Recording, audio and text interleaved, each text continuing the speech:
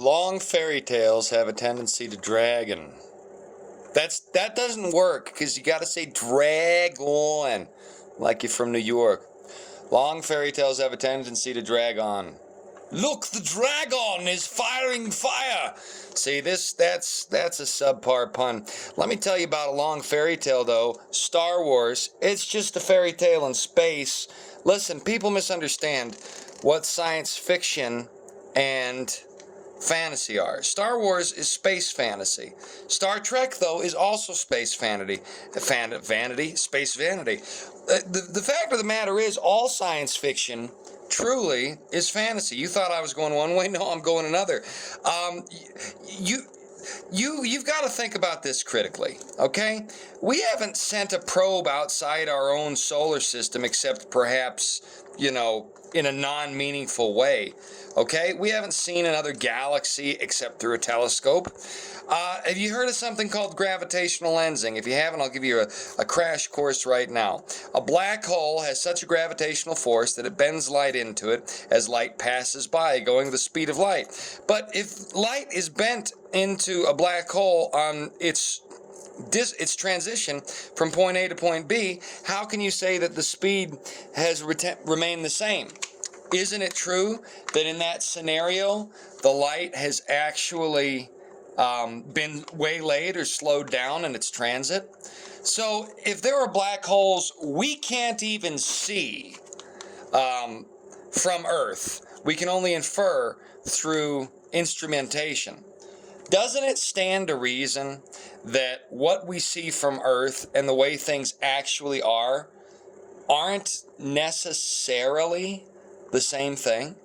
Could it not be possible that between the telescopes we have here and the edge of the universe, there are intervening phenomena? Let me give you a great example.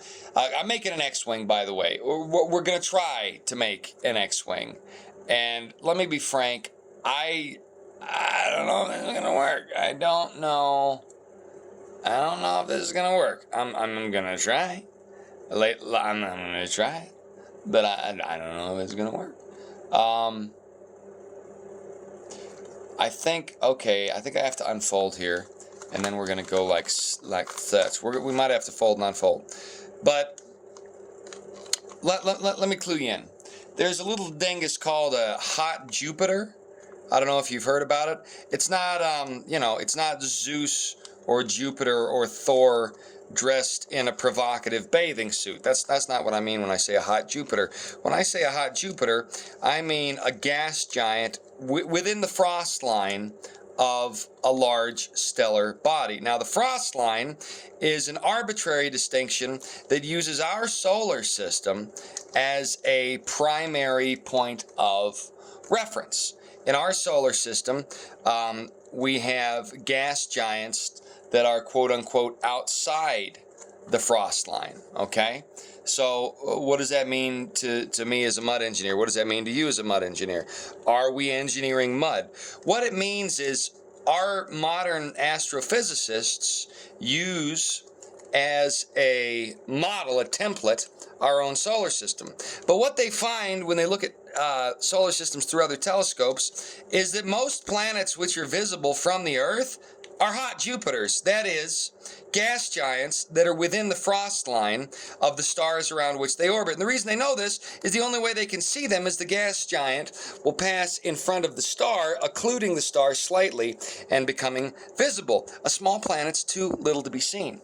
But these quote-unquote hot Jupiters shouldn't actually be within the frost line of other planets. That's why they're called hot Jupiters. It doesn't really matter. The reality is there's no way to delineate.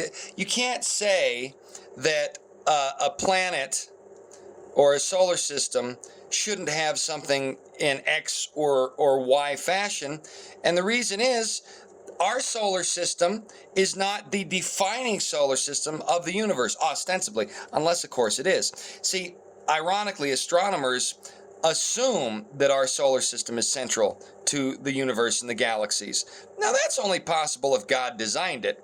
In the event that we are evolutionary results of deep time, and God didn't design the solar system, there's no reason to use our solar system as a template for the rest of the universe and the galaxies, but we do. So ironically, deep time scientists who don't believe in God still use the concept of God to describe the universe around them collaterally without realizing it. The reason they do this is because there's this evolutionary model called the stellar collapse model. And the stellar collapse model assumes a bunch of gases necessary for the combustion of a star came together, and the weight of those gases caused them to collapse. And the result, this is not what I was expecting. This is not a good... I have messed this up. Okay, so we're going to have to unfold it and see where I messed up. The result is a star, and the detritus from the collapse, as they suppose, is what became planets over time. It's not what happened. It's not what happened.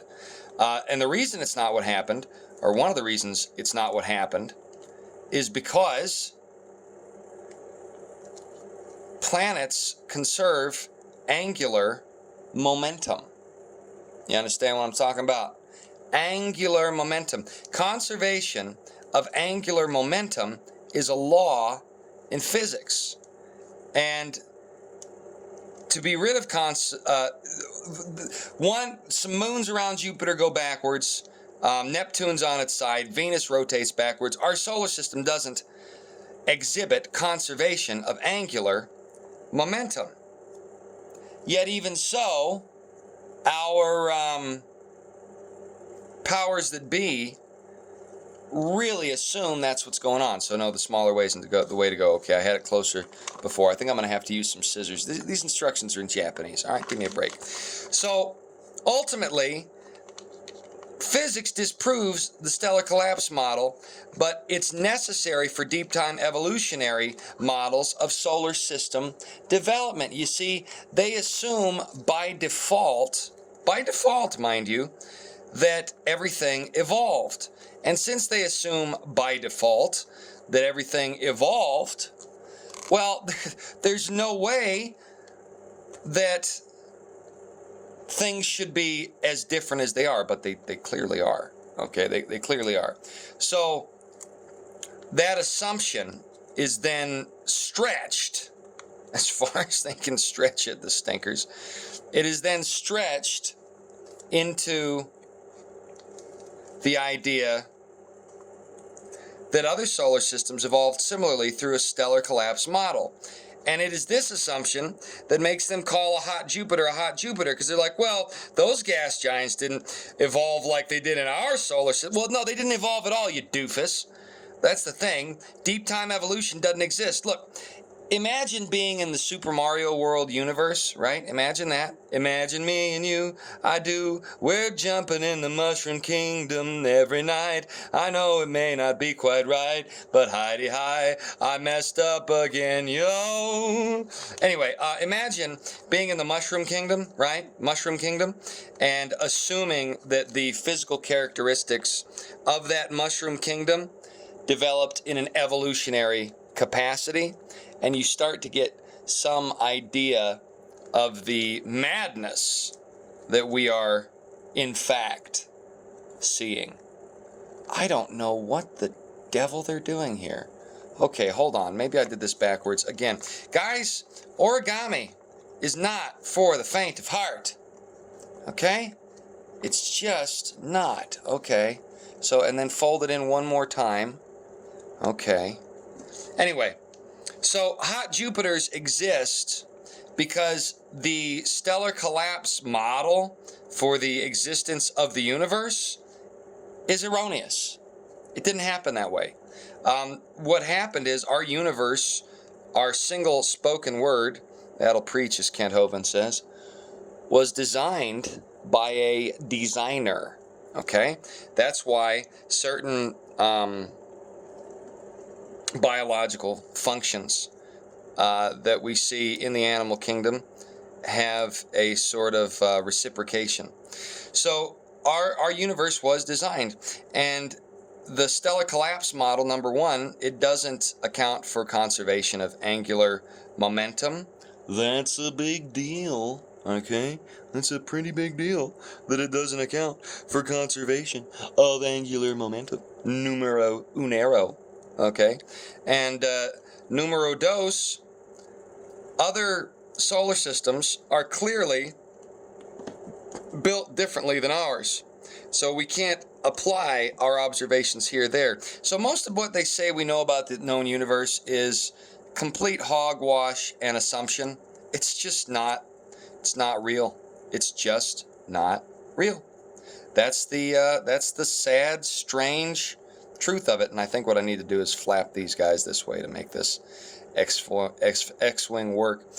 So I did this fun little X-Wing because Star Wars is fantasy, but so is most sci-fi, because it's working off of assumptions that just are not factual.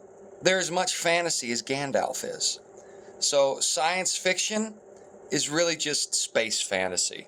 And here's perhaps the worst X-Wing origami that has ever been made. We're just going to say the S-foils are not in attack position. The S-foils are not in attack position. And I'm going to throw this at my cat.